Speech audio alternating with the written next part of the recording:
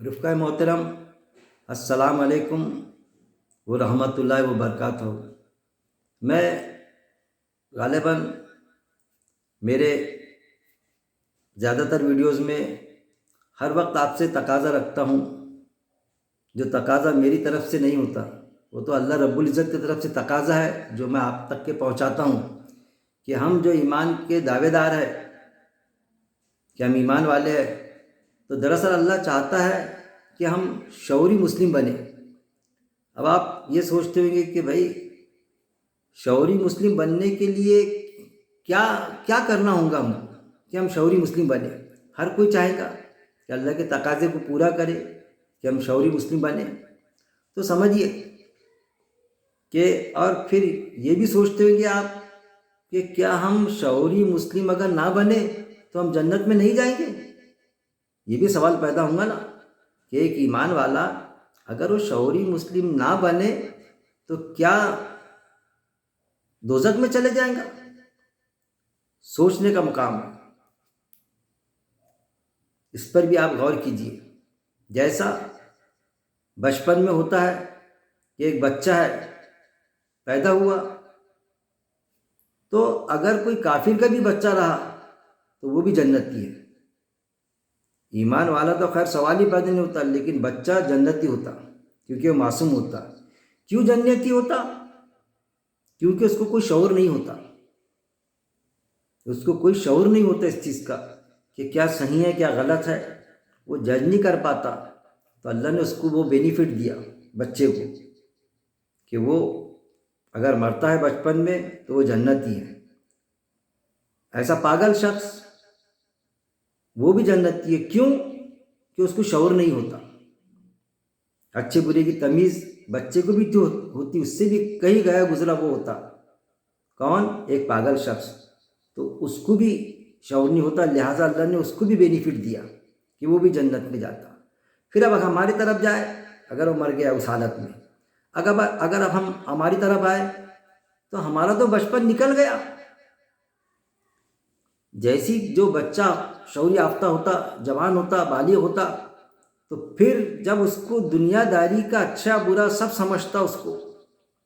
آج ہماری بات دیکھیے، ہمارے بچے کا کہاں ایڈمیشن کرانا، یا جب ہم اسکول کے زمانے میں ہم نے کہاں ایڈمیشن لینا، کہاں نہیں لینا، کون سا بزنس کرنا، کس سے دوستانہ رکھنا، بات کو کیسی سمجھنا، بات کو کیسی سمجھانا، اچھے برے کی ساری تمیز، اپنے لیے کیسی اچھی لڑکی ڈھونڈنا نکاح کے لیے، ایسا کوئی لڑکی رہی تو اپنے لیے خاوند کیسا ڈھونڈنا، ماں باپ اپنے رشتے ڈھونڈتے، بزنس کیسا کرنا اپنے اولاد کے لیے، یہ سارے شعور دنیاوی باقاعدہ ہم کو ہے کہ ہم اس میں کسی کی سننے کے لیے بھی تیار نہیں، مشورہ سب سے لیتے، لیکن کرتے وہ جو ہمارا شعور ہم کو بیدار کرتا کہ بھئی ہم نے کیا کرنا چاہیے۔ اس میں ہم کسی سے کسی طرح کا کوئی کمپرومائز نہیں کرتے۔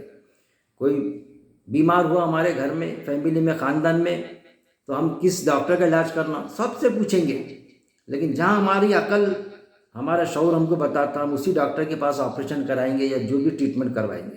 یہ سارے شعور دنیاوی ہم کو موجود ہے، اس لیے اللہ نے ہم کو شعور آنے کے بعد میں کسی طرح کا کوئی بینیفٹ نہیں دیا، نہ عام انسان کو دیا شعور آنے کے بعد میں کہ کوئی عام انسان ہے جو ایمان والا نہیں بھی ہے، ایمان والے خاندان میں نہیں بھی پیدا ہوا، کسی کافر کے گھر میں پیدا ہوا، تو وہ اس کو شعور ہے تو اس کو بھی یہ بینیفٹ نہیں ملیں گا، اس بنا پر کہ وہ ایمان والے خاندان میں تھوڑی پیدا ہوا۔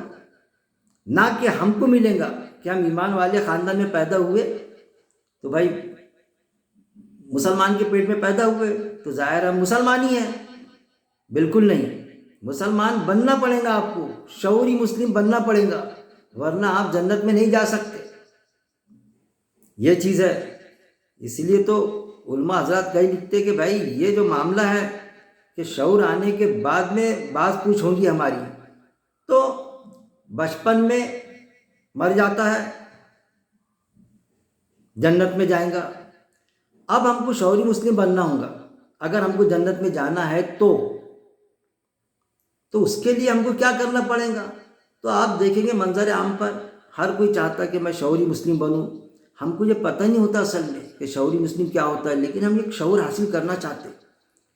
فلانے سے پوچھیں گے، کوئی عالم صاحب سے، کوئی حافظ صاحب سے پوچھیں گے، جماعت سے جڑ جائیں گے کہ جو ہم کو دکھتی ہمارے مسلم معاشرے میں طرح طرح کی جماعتیں ہیں، تو الگ الگ جماعتوں میں پلیٹ فارم سے جڑتے ہیں ہم کہ بھائی میں شعور حاصل کروں کہ اللہ میرے سے کیا چاہتا ہے۔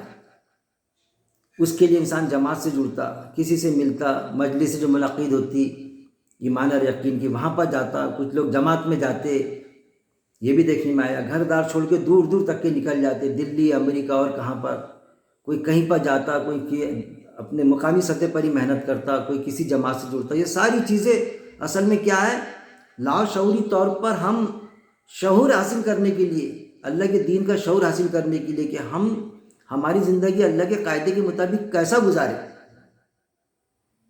اتنا سب ہونے کے بعد میں بھی ہم محتاج ہوتے کس کے؟ علماء حضرات کے۔ کوئی مسئلہ آیا تو ان سے پوچھتے، مطلب ہم کو شعور ہی نہیں رہتا، حالانکہ قرآن میں ساری چیزیں بتلا دی گئی۔ پھر علماء حق علماء سو بھی موجود ہے، یہ بھی ہم کو شعور ہونا چاہیے، تو وہ ہم کو شعور ہی نہیں ہے۔ ہم کیا سمجھتے ہیں ہمارے بزرگوں سے جو چلا آ رہا ہے بس وہی صحیح ہے، کسی عالم نے بتا دیا بس وہی صحیح ہے، کسی جماعت کا پیٹرن ویسا ہے تو ہم سمجھتے اس جماعت سے جڑی تو وہی اسلام ہے، وہ فلانی بات، ارے ان کی 10 باتیں صحیح ہیں، اگر 2 غلط رہی اللہ کے قاعدے سے ٹکرانے والی، اور اللہ کا قاعدہ کہاں موجود ہے؟ قرآن میں۔ تو سوال یہ پیدا ہوتا ہے کہ ہم کو قرآن پڑھنا پڑے گا یا نہیں، اس پر ہم آج ڈسکشن کریں گے، اس پر غور کریں گے۔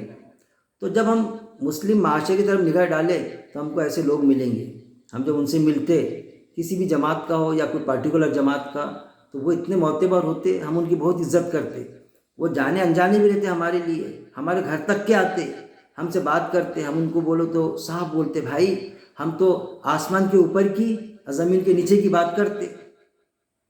دیکھیے شعوری مسلم بننے کے لیے اگر آپ بننا چاہتے تو ان چیزوں سے بچنا پڑے گا آپ کو، وہ کتنی بھی معتبر شخصیت ہو، کتنا بھی اس کا تقوی ہم گزار سمجھتے ہو، کتنی بھی بڑی اجتماعیت ہو، وہ کتنے سارے لوگ ہو، وہ اس میں اکثریت ان کی اجتماعیت کی، اگر کوئی ہم کو یہ کہتا ہے کہ ہم زمین کے نیچے کی اور آسمان کے اوپر کی بات کرتے، بھائی اس کے علاوہ تو بات ہی نہیں کرتے ہم، تو بچنا پڑے گا اس چیز سے۔ وہ لوگ غلط ہے یہ نہیں سمجھنا پڑے گا، وہ شعور حاصل نہیں کر سکے میں سمجھوں گا جماعت سے جڑنے کے بعد میں بھی۔ اصل میں کیا ہے، اللہ کا دین یہ تھوڑی ہے کہ زمین کے نیچے کی بات اور آسمان کے اوپر کی بات، ارے وہ تو غیب کا ایمان ہے۔ وہ جو زمین کے نیچے جو روح جائیں گی ہماری، جب دفن کرتے تو کس کی روح جائیں گی؟ جو دوزخ کی رہے گنہگار، اس کی روح آسمان کے دروازے تھوڑی کھولے جائیں گے، قرآن میں موجود ہے، سجین میں جائیں گے جو زمین کے تہہ میں ہے، اور آسمان کے اوپر جنتی کی جائیں گی روح، تو مطلب وہ جنت اور دوزخ کی بات کرتے جو غیب پر ایمان، غیب کے ایمان کی۔ اصل میں غیب کا ایمان ایک ہماری زندگی گزارنے کی حقیقت ہے، ایک پارٹ ہے وہ، لیکن ہم کو زندگی کیسی گزارنا، ہمارا دن چریہ کیسا ہونا چاہیے، ہم اللہ کے قاعدے کے مطابق کیسی زندگی بسر کرے، کیا ہم نے کرنا چاہیے، کیا نہیں کرنا چاہیے، کیا حلال ہے کیا حرام ہے، کس کی سننا چاہیے کس کی نہیں سننا چاہیے، کون سا عالم حق ہے اور کون سا سو ہے، یہ ڈیفرنسز اپنے کو معلوم ہونا۔ فلاں جماعت میں کتنی باتیں ہیں قرآن کے مطابق ہے، کتنی چیزیں، کتنے ان کے اپنے جو طریقہ کار ہے تو قرآن کے خلاف ہے۔ جب تک کہ ہم یہ چیز نہیں سمجھیں گے، ہم کو یہ شعور بیدار نہیں ہوگا، ہم شعور مسلم اللہ کے پاس میں نہیں کہلائیں گے۔ پھر نتیجتاً کیا ہوگا، ہم تو ڈوبے صنم، تم کو بھی لے ڈوبیں گے، وہ خود بھی ڈوبیں گے اور ساتھ میں ہم بھی ڈوب جائیں گے، باوجود اس کے کہ دنیا کا بہت سارا شعور ہم میں موجود تھا، دنیا کے فیصلے بڑے اچھے انداز سے بہترین قسم کے فیصلے ہم لے لیا کرتے تھے، بڑے عقل مند دنیا اعتبار سے ہم کہلاتے تھے۔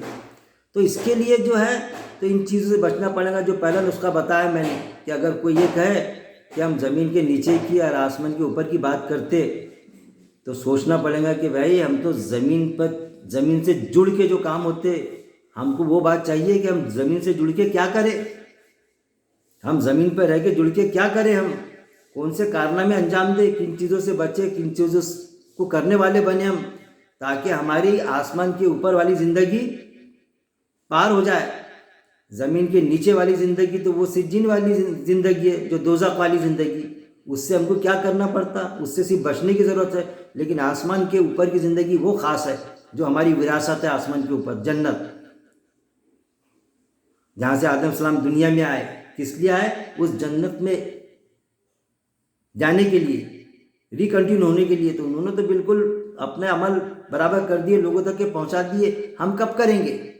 تو گویا کہ ہم کو یہ بات سے پرہیز کرنا پڑے گا، کسی کی، چاہے وہ کسی بھی جماعت کا ہو یا کوئی انفرادی شخص ہو. پھر دوسری بات، ہم آسمان کے اوپر کی جو بات ہے، اب پھر دوسرے نمبر کی بات جو آتی، دوسرا پوائنٹ یہ ہے کہ قرآن کو صرف تلاوت تک کے محدود رکھ کے نہ رکھنا ہوگا اپنے. جیسا ہم کو بتایا جاتا نا کہ ہم اگر کسی کو درس کا بولے کہ بھائی درس قرآن میں چلیے، مطالعہ قرآن میں چلیے، کیونکہ میں ہمیشہ قرآن کی طرف آپ کو رجوع کرتا. جو بھی ہوں گا اللہ کی بات سمجھانے کے لیے قرآن کی طرف ہی آپ کو رجوع کرے گا کہ قرآن پڑھیے آپ. تو لیکن ہم کیا بولتے ہیں اس کو، پھر چلیے درس قرآن پہ، چلیے مطالعہ قرآن میں. تو نہیں نا بھائی، میں روز 5 رکوع پڑھتا، 4 رکوع پڑھتا، یعنی عربی تلاوت، کہ بس عربی پڑھتے، سمجھ لیتے کہ بس عربی پڑھ لیے، مردوں کو بخشا دیے. اب مردے جب دنیا سے چلے جانے والے بخش گئے تو ہمارا تو سوال ہی پیدا نہیں ہوتا، ہم بھی بخشائے جائیں گے. جبکہ وہ کیا پڑھے ہم نے، وہ 5 آیتیں بولیے یا 5 ہم نے جو رکوع پڑھے یا سورہ پڑھے، تو اس میں ہم کو معلوم ہی نہیں ہوتا اس میں کیا ہے. تو قرآن کو تلاوت تک کے محدود نہیں رکھنا. تلاوت یعنی عربی متن تک.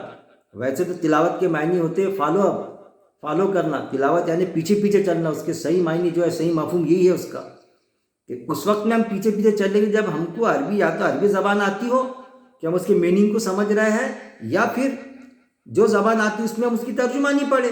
علماء حضرات نے حلقہ ریزی کر کے 30 سے 31-32 زبانوں میں ترجمانی کر دی، تو ہم ان کی ترجمانی پڑھے. تلاوت تک کے یعنی صرف عربی متن تک کے محدود کر کے نہ رکھے. لیکن ہم کو بتایا جاتا ہے کہ اس میں ہم کو اطمینان، کہ ہم کو بول دیا کہ ارے بھائی روز کے 5 رکوع پڑھتے، یہ عربی تلاوت فجر کے بعد میں 1-1 گھنٹہ کرتے، تو اس سے کام نہیں چلے گا. اس کا اپنا ایک اجر ہے، لیکن آپ کو شعور بیدار نہیں ہوگا آپ کا، کیونکہ آپ نے کیا پڑھے، قرآن میں اللہ نے کیا فرمایا، آپ کے خود کے سمجھ میں نہیں آیا. تو ایسا تھوڑی ہوتا ہے وہ چیز. پھر تیسری چیز یہ کہ قرآن کا ترجمہ کے بارے میں جب ہم بتاتے کسی کو کہ بھائی قرآن کا ترجمہ پڑھو، تو یہ کچھ علماء حضرات، اکثریت نہیں لیکن کچھ علماء حضرات ہم کو یہ بتاتے کہ بھائی قرآن کا ترجمانی سے مت پڑھنا، قرآن کا ترجمہ مت پڑھنا، بہک جاتے اس سے. یہ بتایا جاتا باقاعدہ کہ قرآن کی ترجمہ مت پڑھنا، اس سے بہک جاتے، اور باقاعدہ آپ کو آیت بھی پیش کر دیتے ہو. اب وہ آیت کو پوری کمپلیٹ بتاتے نہیں، تحریف کر کے بتاتے، کہ جیسا قرآن میں آیت کا یہ ہے نا کہ قرآن سے ہم جو قرآن پڑھتے ہیں ان سے بعض لوگ بہک بھی جاتے، اور بعض لوگوں کو اللہ تعالیٰ ہدایت دے دیتا، اور بہکتے وہی ہے جو نافرمان ہوتے ہیں. تو کون بہکتے؟ نافرمان. ہمارا ارادہ اگر نافرمانی کرنے کا رہے اللہ کی، تو ظاہر ہم بہک جائیں گے. لیکن ہم قرآن کو اس لیے سمجھ کے پڑھتے کہ اللہ کے فرما برداری میں داخل ہو، اللہ کے احکامات کے مطابق ہم زندگی بسر کریں. ہماری نیت وہ ہے تو ہم کیوں بہکیں گے؟ ہم بہک ہی نہیں سکتے. لیکن ہم کو روک دیا جاتا وہاں پر کہ نہیں بھائی قرآن کا ترجمہ پڑھنے سے گمراہ ہو جاتا. تو ایسے بولنے والے شخص کو، چاہے وہ عالم کیوں نہ ہو، اس کو منہ پر جواب دینا نہیں جمیں گا. ہم تو پڑھیں گے. علماء حضرات نے جو ترجمانی کیے 30 زبانوں سے زائد زبانوں میں اس لیے کی، ایک عالم نے دوسرے عالم کو سمجھانے کے لیے کیا. ارے ایسا ہو سکتا کیا کہ ترجمانی کی، اس کا ٹرانسلیشن کیے، تو ایک عالم نے دوسرے عالم کو سمجھانے کے لیے کیا کیا؟ ان کو تو معلوم ہے اس کا کیا ہے عالم صاحب کو. ارے ہم جو عربی زبان سے ہم ناواقف ہیں، ہمارے لیے ترجمانی کی گئی، تو ہم بھی کیسے گمراہ ہوں گے بھائی؟ یہ کون سی بات چلا رہے ہیں آپ کہ ہم گمراہ ہو جائیں گے اس سے؟ ہمارے لیے ترجمانی کی گئی ہے، ہم پڑھیں گے اس کو. جب آپ پڑھیں گے ترجمانی تو آپ کا شعور بیدار ہوگا. پھر اس کے بعد میں چوتھی چیز، قرآن سمجھنے کے لیے 14 یا 16 علوم ضروری ہے. یہ بھی بتایا جاتا ہم کو کہ ارے مت پڑھنا. قرآن کو سمجھنے کے لیے، وہ قرآن بہت مشکل ہے، ہارڈ چیز ہے، اس کو سمجھنے کے لیے 14 یا 16 علوم ہونا، جب وہ اللہ کی بات سمجھ میں آتی. یہ بھی بتایا جاتا ہم کو. ان چیز سے بھی ہم کو ہم نے بچنا چاہیے. کیوں کہ قرآن میں خود آیتیں موجود ہے. قرآن سمجھنے کے لیے آسان، نصیحت کے لیے آسان ہے، سمجھنے کے لیے آسان ہے قرآن.